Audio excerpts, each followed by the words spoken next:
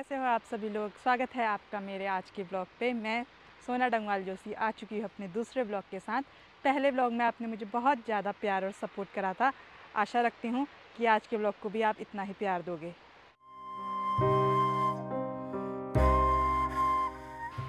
और यहाँ पर देख सकते हैं आप हमारे खेत, ये है घास का खेत। तो आखिर हमारे घर में घास खाता कौन है, आज के ब्लॉग में आप सब यही देखेंगे।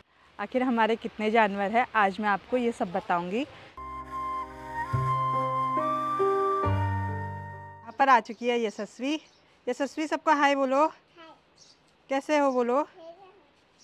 तो बच्चे लगे हैं खेलने में और अभी हो रही है धूप, तो इनको बाहर जाने के लिए बात तो मैं आप लोगों से कर ही रही थी। और आप देख सकते हैं मैं खड़ी हूँ ठीक कुट्टी मशीन के बगल में। इस पे काटी जाती है घास। आप में से ऐसे कितने लोग हैं जिन्होंने ये मशीन देखी है?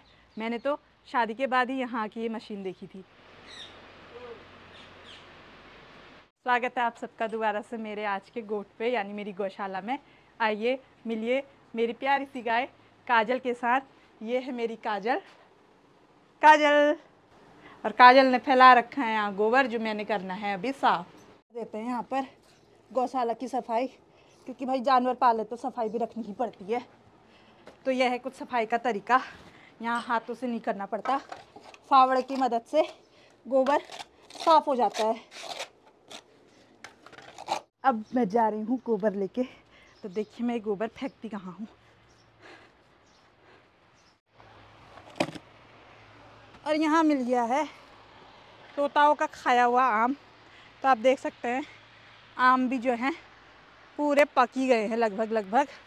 और यह है हमारे बायोगैस का गड्ढा, यानी जो बायोगैस बनती है आपकी गोबर से, उसका गड्ढा। इसमें हम गोबर इकट्ठा करने के बाद पानी से घोलते हैं।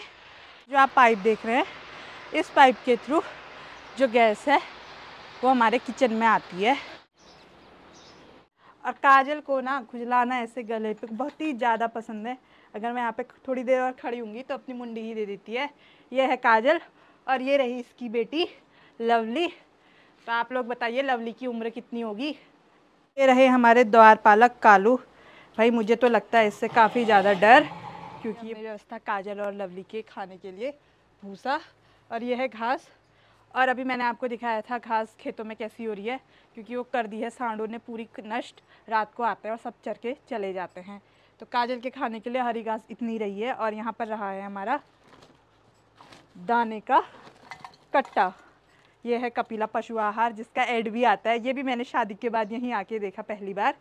तो अब इन सब की आदत भी लगी चुकी है देने की, इनको बनाने की। यहाँ पर सासू माता जी ने सुबह भिगा रखा है।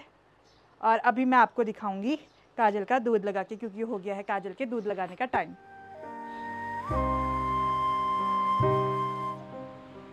आइए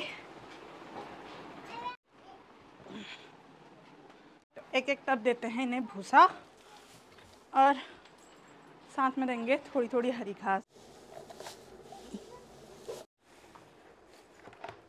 तब लगाएंगे इसकी सन्नी, मतलब कि मिक्स करना, ताकि भूसे और हरी घास को ये खाएं अच्छे से। पशुहार देखिए कैसे खा रहा है इसको। और ये बनाया है इसके लिए अर्दला चावलों का पका हुआ। तो इसके रखेंगे इसके मुंह के आगे काजल के टांग बांधने में। तो अब बांध ही देते हैं इनकी टांग, क्योंकि ये पैर उठाती है काफ़ी ज़्यादा। तो दूध लगाने में अब आसानी रहेगी। अब लगाते हैं दूध। पहले धोते हैं इनके थन, क्योंकि गोबर वगैरह लगी रहती है। इस तरीके से निकालती हूँ मैं दूध।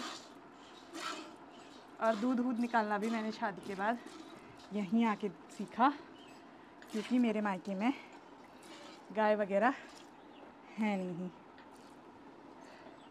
तो यहाँ पर मेरे साथ मेरे हस्बैंड भी लगे हुए हैं व्लॉग बनाने के लिए। तो इस वजह से जो है काजल जो है कम दूध दे रही है। अगर जैसे ही अभी हस्बैंड जी जाएंगे तो मैंने यहाँ पर निकाल दिया है दूध। और कैसा लगा आज का व्लॉग मेरा, आप सभी लोगों को कमेंट करके ज़रूर बताइएगा। व्लॉग अगर पसंद आएगा लाइक करिएगा और चैनल को ज़रूर सब्सक्राइब करिएगा। धन्यवाद।